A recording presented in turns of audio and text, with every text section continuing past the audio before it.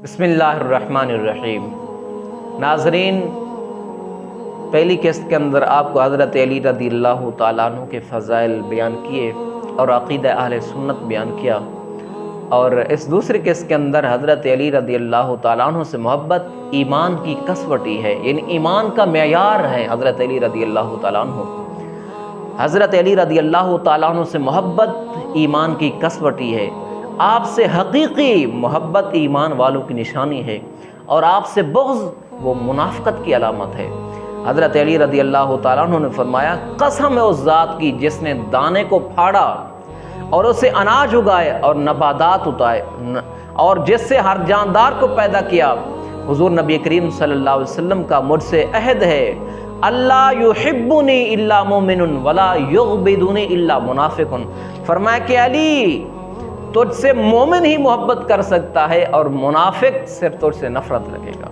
تو حضرت علی ایمان کی کسوٹی ہیں، ایمان کا معیار ہیں۔ حضرت علی رضی اللہ تعالیٰ عنہ سے حقیقی محبت ایمان والا کر سکتا ہے، اور آپ سے نفرت، صرف بغض، وہ صرف منافق کر سکتا ہے۔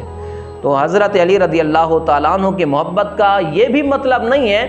کہ ہرگز یہ مطلب نہیں کہ حضرت علی کی شان کو ہم مبالغہ کے اندر اتنا بڑا چڑھا کر بیان کریں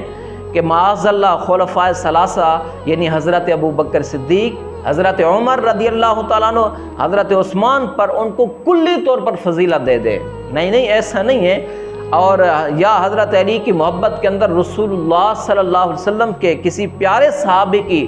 شان کے اندر ان کی شان کے اندر توہین کی جائے یا تنقید سے کام لیا جائے، ایسا حضرت علی کی محبت کا مطلب نہیں ہے کہ حضرت علی رضی اللہ تعالیٰ عنہ کی برائی کرنے کے بارے میں رسول اللہ نے منع فرمایا ہے۔ حضور صلی اللہ علیہ وآلہ وسلم نے ارشاد فرمایا کہ یہ جو موجودہ دور ہے، ہمارا جو دور ہے، کہ اس دور کے اندر کفر اور الحاد اور بددینی اور جو گمراہی کے جس سونامی کا رخ ہمارے ان اسلامی ممالک کی طرف کیا جا رہا ہے کہ اس کو اس سازش کے اندر لپیٹا جا رہا ہے، اس کی لپیٹ کے اندر، اس گمراہی کے اندر، کفر و الحاد کی لپیٹ کے اندر حضرات انبیاء کرام اور صحابہ کرام رضی اللہ تعالیٰ عنہم اجمعین جیسے مقدس ہستیوں کی عزت اور ناموس بھی محفوظ نہیں ہے۔ اور یہ جو یورپی ممالک ہیں، ان میں سرکاری سطح پر، سرکاری طور پر ان کے اندر گستاخیاں ہو رہی ہیں۔ معاذ اللہ ہمارے نبی کریم صلی اللہ علیہ وسلم کے گستاخانہ خاکے شائع کیے جا رہے ہیں، اور ان کو نمائش کی جا رہی ہے، اور دجالی ایجنڈے کی تکمیل کے لیے بعض سرگرم ٹی وی وہ چینل لائیو شو کے اندر وہ کیا کر رہے ہیں؟ صحابہ کرام رضی اللہ تعالیٰ عنہ کی شانوں کے اندر گستاخیوں کو نشر کر رہے ہیں۔ امت مسلمہ کو آپس کے اندر دست و گریباں کیا جا رہا ہے، اور 5th جنریشن وار کا آغاز کیا جا رہا ہے، بلکہ اس کا آغاز کیا جا چکا ہے۔ مسلمانوں کے نظریات اور عقائد کو کمزور کرنے کے لیے دشمن کے تھنک ٹینک شب و روز سازشوں کے اندر مصروف ہیں، اور یہود و نصارہ کی طرف سے باقاعدہ فنڈنگ کے ذریعے مسلمانوں کے اندر خارجی وہابی تفضیلی شیعوں اور ختم نبوت کے منکر قادیانیوں کو پروموٹ کیا جا رہا ہے۔ یہی وجہ ہے کہ آج کوئی تفضیلی شیعہ اہل بیت کے محبت کے نام پر وہ مبالغہ آرائی سے کام لے رہا ہے، اور کوئی خارجی اور وہابی حضرت سیدنا علی رضی اللہ تعالیٰ عنہ کی شان کے اندر گستاخی کر رہا ہے، اپنے بغض اور عداوت کا اظہار کر رہا ہے۔ ایسا کرنے والوں کے بارے میں خود حضرت علی رضی اللہ تعالیٰ عنہ کی ایک روایت ہے۔ حضرت علی رضی اللہ تعالیٰ عنہ نے فرمایا کہ فی کا ماسل من عیسیٰ ابغضتہ الیہود حتی بہتوا امہ واحبتہ النصارى حتی انزلوہ بالمنزلۃ التي لیس بہ، مسند امام احمد بن حنبل کی حدیث پاک ہے کہ حضور رسول اللہ صلی اللہ علیہ وسلم نے ارشاد فرمایا کہ علی، تمہارے اندر ایک حضرت عیسیٰ علیہ السلام کی مثال پائی جاتی ہے۔ حضرت عیسیٰ علیہ السلام سے یہودی نے بغض رکھا، یہاں تک کہ انہوں نے حضرت عیسیٰ علیہ السلام کی ماں پر بہتان لگایا، اور نصرانیوں نے یعنی عیسائیوں نے حضرت عیسیٰ علیہ السلام سے اتنی محبت کی اتنا محبت کے اندر مبالغہ کیا، حتیٰ کہ انہوں نے اسے اس مقام پر جا پہنچایا جس کے وہ مستحق ہی نہیں تھے، یعنی انہیں خدا کہنا شروع کر دیا یا خدا کا بیٹا کہنا شروع کر دیا ہے۔ فرمایا کہ اے علی، محبت میں حد سے آگے بڑھنے والے مجھے ان اوصاف کے اندر بڑھائیں گے، جو کچھ میں نہیں ہوں انہی کے اندر مجھے کریں گے۔ حضرت علی نے فرمایا کہ دو لوگ میرے بارے میں بھی ایسا کریں گے، محبت میں اتنا بڑھ جائیں گے، مجھے اتنا بڑھائیں گے کہ مجھے اس مقام پر پہنچائیں گے جو میرا مقام ہی نہیں ہے، کہ جیسا کہ رافضی شیعہ ہیں، انہوں نے حضرت علی کو معاذ اللہ اس مقام پر پہنچا دیا کہ کہتے ہیں کہ معاذ اللہ حضرت علی رضی اللہ تعالیٰ عنہ کے اندر اللہ نے حلول کر لیا ہے، گویا کہ خدا حضرت علی رضی اللہ تعالیٰ عنہ ہیں۔ اور بعض ایسے ہیں کہ بغض حضرت علی رضی اللہ تعالیٰ عنہ سے بغض اور عداوت رکھنے والے ہیں، کہ جن کا بغض اس بات پر ابھارے گا کہ وہ حضرت علی پر تہمت لگائیں گے۔ فرمایا کچھ لوگ ایسے آئیں گے کہ جو مجھ سے بغض اور نفرت رکھیں گے، اور وہ خارجی اور وہابیہ ہیں جو حضرت علی سے بغض رکھتے ہیں، حضرت علی پر معاذ اللہ تہمت لگاتے ہیں۔ ایک اور حدیث میں حضرت علی رضی اللہ تعالیٰ عنہ کی برائی کرنے سے تاجدار کائنات امام الانبیاء فخر الانبیاء صلی اللہ علیہ وسلم نے منع فرمایا ہے۔ فرمایا کہ من سب علی فقد سبانی، لوگوں سنو، جس نے علی کو گالی دی اس نے مجھ محمد مصطفیٰ کو گالی دی ہے۔ اسی طرح حضرت عروہ بن زبیر رضی اللہ تعالیٰ عنہ سے مروی ہے کہ کسی نے امیر المومنین حضرت عمر رضی اللہ تعالیٰ عنہ کے نام کے سامنے کے اندر کسی نے نامناسب الفاظ کے اندر حضرت علی رضی اللہ تعالیٰ عنہ کا ذکر کیا۔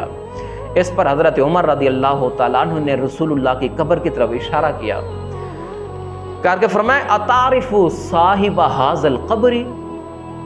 ھذا محمد بن عبداللہ بن عبد المطلب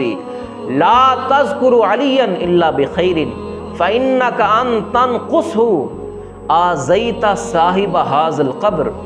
فرمایا کہ اے علی کا نامناسب انداز کے اندر تذکرہ کرنے والے، جانتے ہو یہ قبر والے کون ہیں؟ کہا کہ یہ محمد بن عبداللہ بن عبد المطلب ہیں، یہ مصطفیٰ جان رحمت ہیں۔ جب بھی مصطفیٰ جان رحمت حضرت علی کا تذکرہ کرتے تو اچھائی کے ساتھ کرتے تھے، بھلائی کے ساتھ کرتے تھے، تو حضرت علی کا تذکرہ نامناسب الفاظ کے اندر کر کے اس صاحب قبر کو یعنی مصطفیٰ جان رحمت کو تو تکلیف دے رہا ہے۔ تو امام الانبیاء کے غلاموں، حضرت علی رضی اللہ تعالیٰ عنہ کی کہا کہ اگر تم احانت کرو گے تو رسول اللہ کو تکلیف ہوگی۔ تو دیکھیں صحابہ کرام آپس کے اندر کتنی محبتیں کرتے تھے، صحابہ کرام آپس کے اندر کتنا پیار کرتے تھے، کتنا آپس کے اندر ان کا پیار تھا، محبت تھا۔ آج لوگ پیٹ کی خاطر، چند پیسوں کی خاطر اور دشمن کی سازشوں کی خاطر صحابہ کرام کے اندر نفرتیں بتاتے ہیں، صحابہ کرام رضی اللہ تعالیٰ عنہ کے درمیان جھگڑے بتاتے ہیں، جبکہ ابھی آپ نے سنا ہے حضرت عمر حضرت علی سے کتنی بڑی محبت کرتے تھے، حتیٰ کہ حضرت علی کا تذکرہ برے الفاظ سے سننا بھی پسند نہیں کرتے تھے۔ تو حضرت علی رضی اللہ تعالیٰ عنہ کے درمیان بڑی محبتیں ہیں ان کی۔ حضرات گرامی قدر حضور نبی کریم صلی اللہ علیہ وسلم حضرت مولا علی سے کس قدر محبت فرمایا کرتے تھے، اس بات کا اس سے بخوبی اندازہ لگایا جا سکتا ہے۔ اور متعدد مواقع پر رسول اللہ صلی اللہ علیہ وسلم نے حضرت علی کو اپنا نائب بنایا، اپنا خلیفہ بنایا ہے۔ غزوہ تبوک کے موقع پر رسول اللہ صلی اللہ علیہ وسلم حضرت علی کو مدینہ منورہ کے اندر اپنا نائب بنا کر گئے ہیں۔ تو جب نائب بنا کر حضور جانے لگے تو حضرت علی نے عرض کی، یا رسول اللہ صلی اللہ علیہ وآلہ وسلم، کہ آپ مجھے عورتوں کے ساتھ چھوڑ کر جا رہے ہیں، میں تو آپ کے ساتھ جانا پسند کرتا ہوں یا رسول اللہ۔ تو حضور صلی اللہ علیہ وآلہ وسلم نے ارشاد فرمایا، اوما ترضى ان تكون منی بمنزلۃ ہارون من موسیٰ الا غیر انہ لا نبی بعدی۔ حضور صلی اللہ علیہ وسلم نے فرمایا کہ اے علی، کیا تم اس بات پر راضی نہیں ہو کہ تم اس بات پر راضی نہیں ہو کہ تمہارے ساتھ میری نسبت وہی ہے جو موسیٰ علیہ السلام کے ساتھ ہارون علیہ السلام کی ہے، سوائے اس کے کہ میرے بعد کوئی نبی نہیں ہے۔ یعنی جس طرح موسیٰ علیہ السلام 30 راتوں کے وعدے پر اللہ تعالیٰ سے ملاقات کے لیے گئے تھے، تب حضرت ہارون علیہ السلام سے فرمانے لگے، اخلفنی فی قومی، اے ہارون میرے بعد میری قوم کے خلیفہ بن جاؤ، تو میری قوم کے بعد میری نیابت کرنا، میرے نائب بننا۔ تو اپنا خلیفہ نائب چھوڑتے ہیں تو تمہاری اور ہماری نسبت بھی ایسی ہوئی ہے کہ جس وقت حضرت موسیٰ علیہ السلام کی فرق یہ ہے کہ حضرت موسیٰ علیہ السلام کے جو نائب حضرت ہارون علیہ السلام تھے وہ نبی تھے اور مستقل امام بھی تھے اور خود نبی بھی تھے. تم صرف نائب ہو امامت بالاستقلال، مستقل امامت، مستقل نائب نہیں ہو، اس لیے کہ میرے بعد کوئی نبی نہیں ہے، بذات خود والی ہو.